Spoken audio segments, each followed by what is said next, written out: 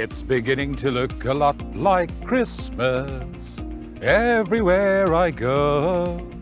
Sure, I can give Michael Bublé a run for his money, don't you think? I tell you what, I'll rather stick to my day job. It's enough that that song is now going to play in your mind and haunt you for the rest of the day. And in fact, over the next couple of days, you're probably going to hear so much more of it, as we are now just a week away from the start of the festive period and the countdown to the big Christmas celebration has begun. But before we get to all of that, there is a small matter of the Cape Guineas that will be run here at Hollywoodbets Kenilworth on Saturday. Hello again, racing fans. Welcome to Commentator Smit's Comments, where I, of course, get to share some reviews, previews, and industry-related news. And this week, it's all about the much-anticipated clash of the country's leading three-year-olds, the Hollywoodbets Cape Guineas, a race that is steeped in history and tradition, but more about that in more detail later. All of these features will be run slap bang in the middle of a long weekend. Schools have closed and a lot of people normally take time out at this time of the year. And let's face it, festive season means you need to have extra cash. And there's only one way to do it. Get involved on Saturday, because Tab 4 Racing is offering a Cape Guineas Day carryover bonanza. There is a R1 million Big Six carryover, and they're estimating that that pool will get up to R6 million. I think we could probably surpass that. The first leg runs at 13.20. Now, normally, you also get an opportunity of 2 chances to win the Tab jackpot. But this coming Saturday, you'll have 3. The first jackpot gets underway with the very first race at 11.30. Leg 1 of the second jackpot will be race 5 at 13.55. And race 8 will be the first leg of the third jackpot, which runs at 15.40. And that's not all. There's also a R250,000 quartet carry forward to the Hollywoodbets Cape Guineas. It's race 8 on the card. It runs at 15.40, and the likely pool is estimated to get up to R1 million. So a bumper day's racing. There's lots of betting opportunities. No doubt the Tab queues will be long. So I'd suggest top up that Tab 4 Racing account and get those bets on timelessly to avoid disappointment.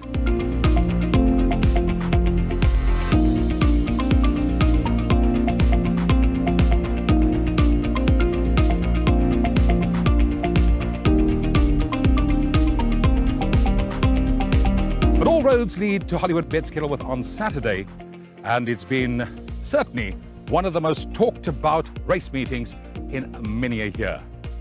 3 feature races and 2 supporting 2-year-old races, which are part of the extended juvenile series of races across the summer. And all of this is part of an 11 race. Yes, you heard right, an 11 race program that is scheduled to take place at Hollywoodbets Kenilworth. And with racing getting underway rather early at 11.30, it means you'll have to be here bright and early so that you can soak up the atmosphere and be part of all the action. Now, before we get into the nitty-gritty of the big Grade 1 meeting this coming Saturday, it'll be remiss of me not to throw back to last Sunday when we had the running of the Grade 2 Cape Merchants, which was certainly won in comfortable fashion by Gimme a Prince, beating 19 rivals in the dash down the Kenilworth Straight. In fact, Gimme a Prince was the one horse that really attracted the betting support prior to the off. He shortened from 6-1 into 7-2, and he didn't let his supporters down.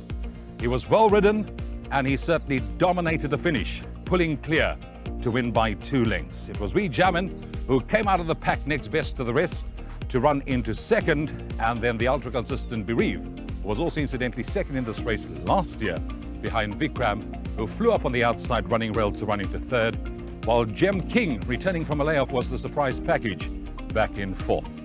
It was also a good day at the office for log-leading jockey Keegan DeMello. He rode a winner for Kaya Stables on the day.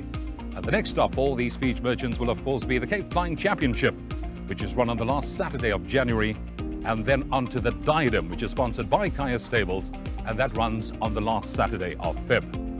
But right now, let's focus our attention on everything purple. And in fact, the invitation said, come dressed colourful.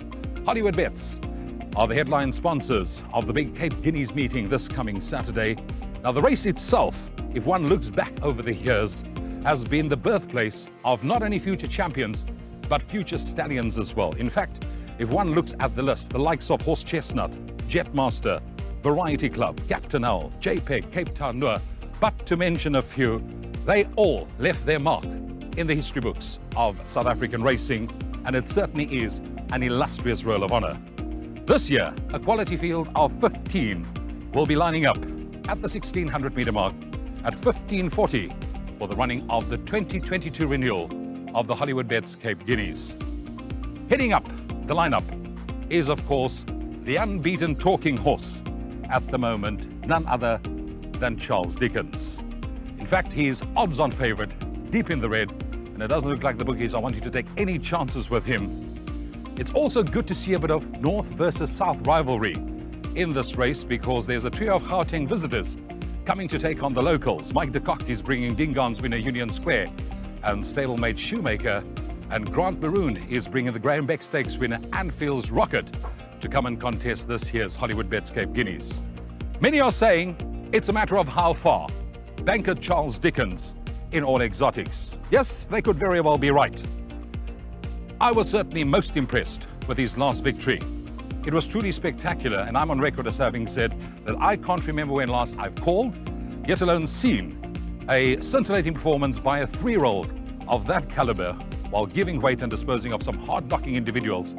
It really was a remarkable performance. However, this will be his toughest task to date, because it does bump Grade 1 winner Cousin Casey. He's last season's Equus champion 2-year-old, and it's the very first time that Charles Dickens will also be going over 1600 metres. As a form studier, for me, there's precious little on paper between these two. In fact, one can safely say that races are not run on paper, they're run on grass. But having said that, there are 2 form lines and 2 line horses that proves this theory. Now, the 2 form lines are the Grade 3 Cape Classic and the Grade 2 Punters Cup, and the 2 line horses are At My Command and Port Louis. Now, in the Grade 3 Cape Classic over 1400, Charles Dickens beat At My Command by 3 lengths and Port Louis by 3.05 lengths. In the Grade 2 Punters Cup, Cousin Casey beat At My Command by 1 length and Port Louis by 2.80 lengths.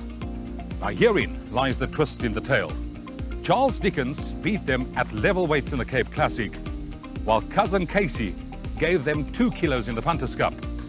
Do the maths? That makes them inseparable on paper.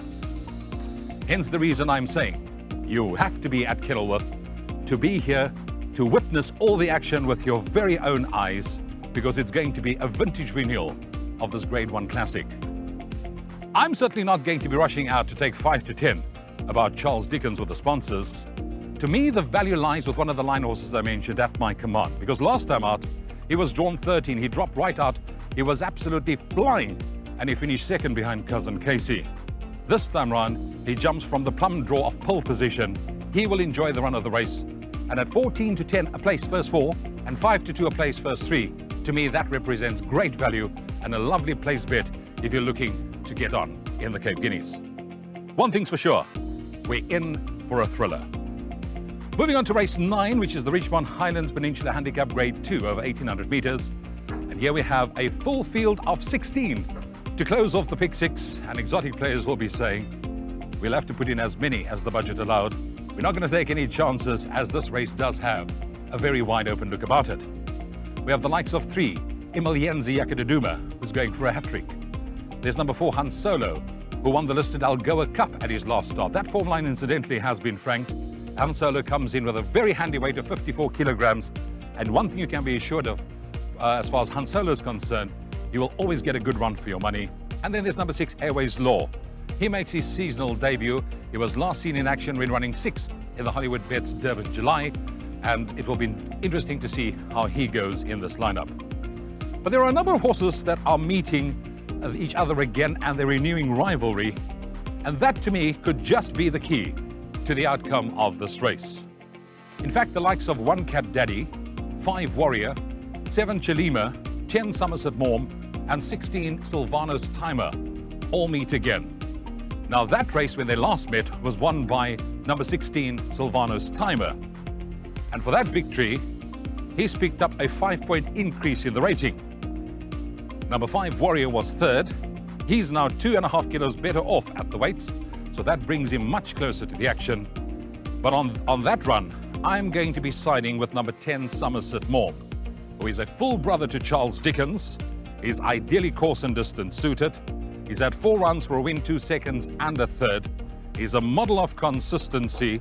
He's also 1.5 kilos better off at the weights with Silvano's timer for a 3 parts of a length beating. And to me, that's more than enough for him to turn the tables. So he's going to be my first choice. And wouldn't it be special to see both brothers win on the same afternoon at Hollywoodbets Kenilworth? Then race 10 is the Hollywoodbets Victress Stakes Grade 3 of 1,800 meters. Now, it might be small in numbers, but there's certainly lots of depth in terms of quality. We've got the likes of last season's Triple Tiara winner, number 1, Rain in Holland. Last season's Will Lavington Stakes winner, number 3, Silver Darling. Last season's Grohl Bracelet winner, number 4, Marina.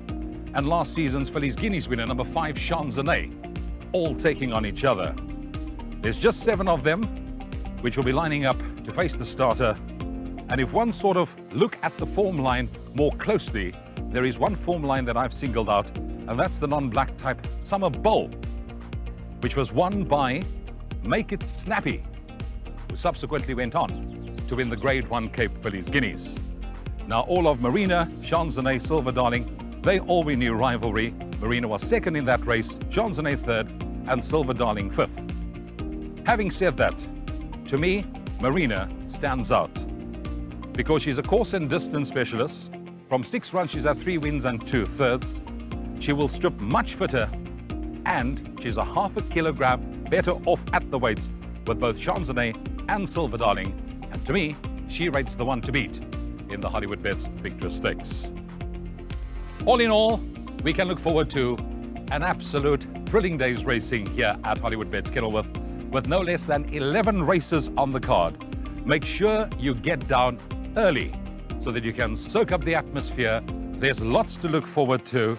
In fact, the big anticipated clash of the 3-year-olds is the big draw card to the meeting. We've also got the Die Kaapse Klopse will be coming to give us a voorsmaakje of what we can expect on Tweede Nuwe Jaar here in Cape Town. There will be carryovers, lots of betting opportunities. Come dress colourful. I will be here. I will be in the hot seat intermittently during the course of the day, and I look forward to seeing you at the races.